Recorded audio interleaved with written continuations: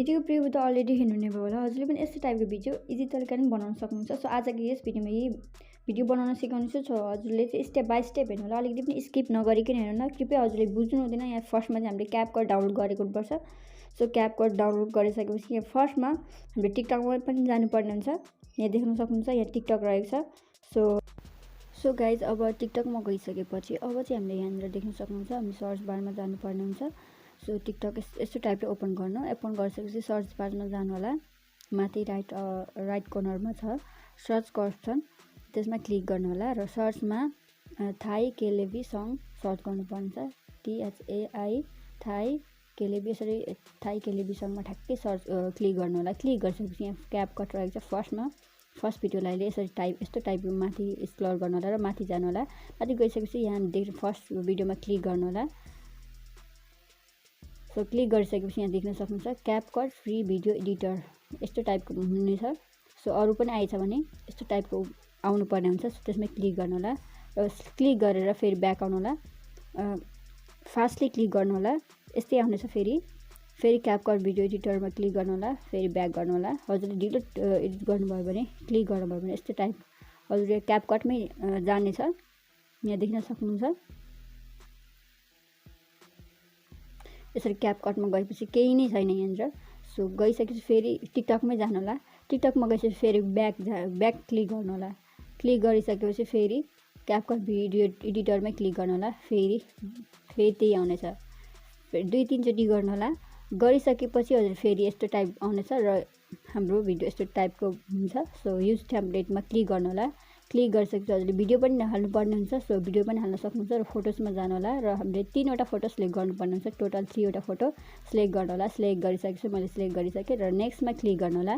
नेक्स्टमा click गरिसकेपछि अब चाहिँ यहाँ देख्न सक्नुहुन्छ हजुरले एक्सपोर्ट पनि गर्न मिल्छ। सो यहाँ प्ले गरिदिनेछु।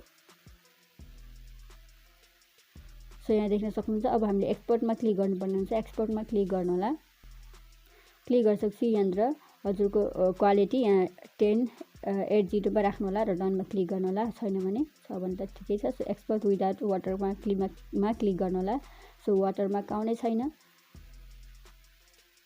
सो यहाँ देख्न सक्नुहुन्छ अब हामीले एक्सपोर्ट हुनेछ। 100% हुन दिनु होला। भइसकेपछि यहाँ टिकटकमा डाइरेक्ट लग्ने छ यसले। सो टिकटकमा लग भन्छ हजुर ब्याक आउनु पर्ने हुन्छ। यहाँनिर 100% हुन दिनु होला। सो यहाँ देख्न सक्नुहुन्छ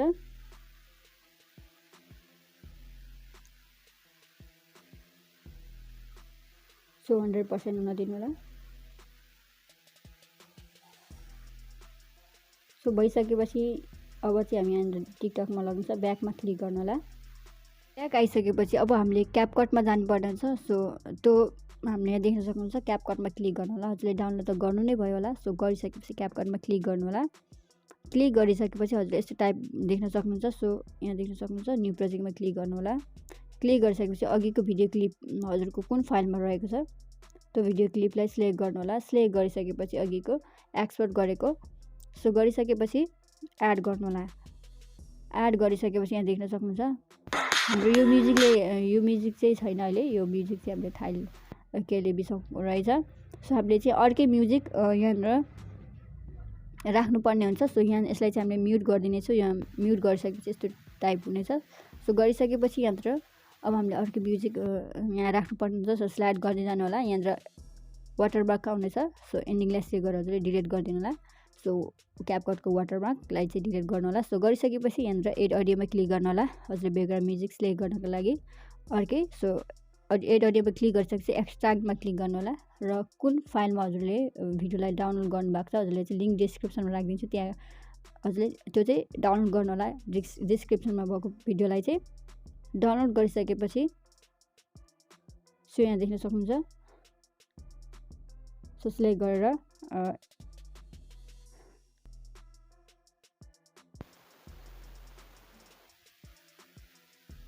सो सिलेक्ट गर्नु होला। सिलेक्ट गरिसकेपछि यहाँ देख्न सक्नुहुन्छ सिलेक्ट गरेर इनपुट साउन्ड अनलीमा क्लिक गर्नु होला। सिलेक्ट गरिसकेपछि इनपुट साउन्ड अनलीमा क्लिक गरेर यहाँ देख्न सक्नुहुन्छ।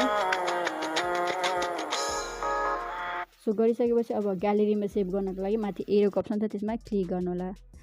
So thanks for watching guys. Next भिडियोमा भेटौँला।